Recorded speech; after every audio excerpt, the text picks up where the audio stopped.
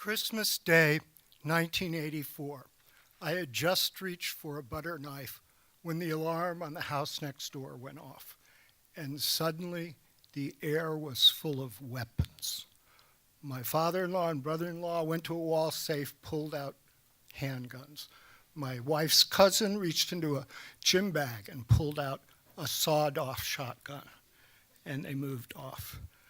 My wife had given me 6 months of etiquette lessons, basic table manners, before she would allow me to meet her parents.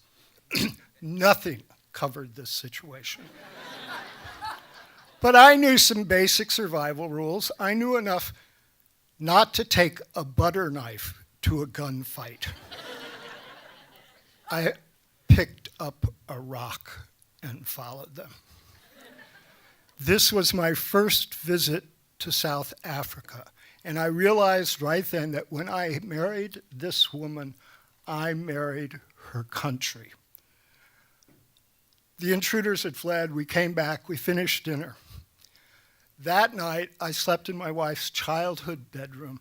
There were steel bars on the window, and when everyone had turned in, her father walked down to the end of the hallway and closed a steel door and turned a key in a lock.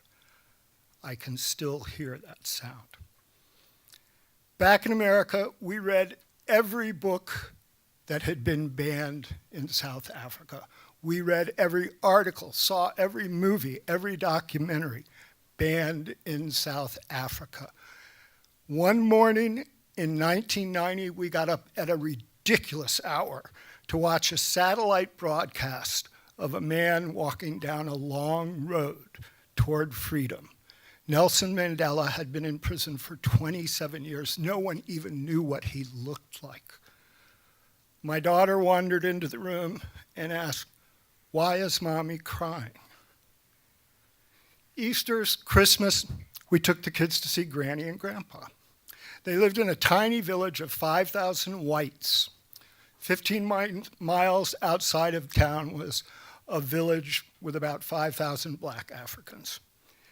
There were signs of the struggle everywhere. One day we went to the library, and there was a chalk outline of a body on the sidewalk. The day before, someone had rolled a grenade down Main Street. On one visit, I rented a white VW van, a combi van. I learned a new rule: drive on the left. Unfortunately, that was the time of the taxi wars. White combi vans were used to shuttle workers from the townships to their jobs in white towns.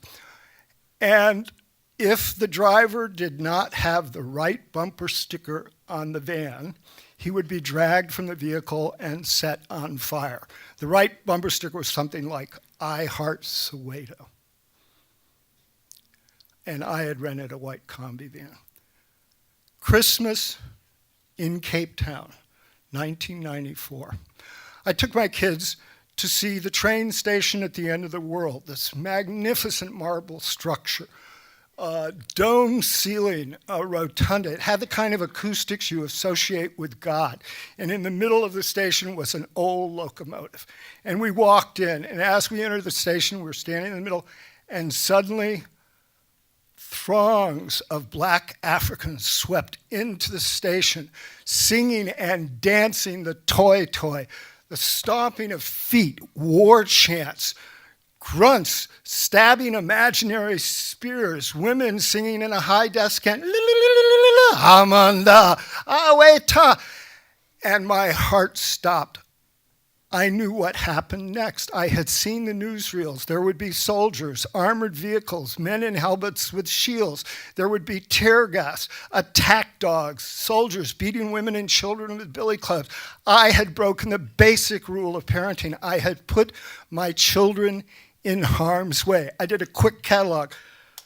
Tear gas. I had bandanas, a water bottle, T-shirts. I could make masks for my kids. Bullets, attack dogs, the locomotive in the center of the station. If I could make it to there, we might be safe. I scooped my kids up and started to move. And then I realized my mistake.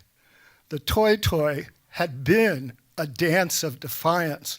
In the struggle for freedom, They had brought a dance to a gunfight, and they had won.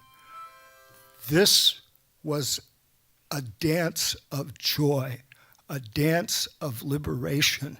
They had won. I stood there and let the joy wash over me.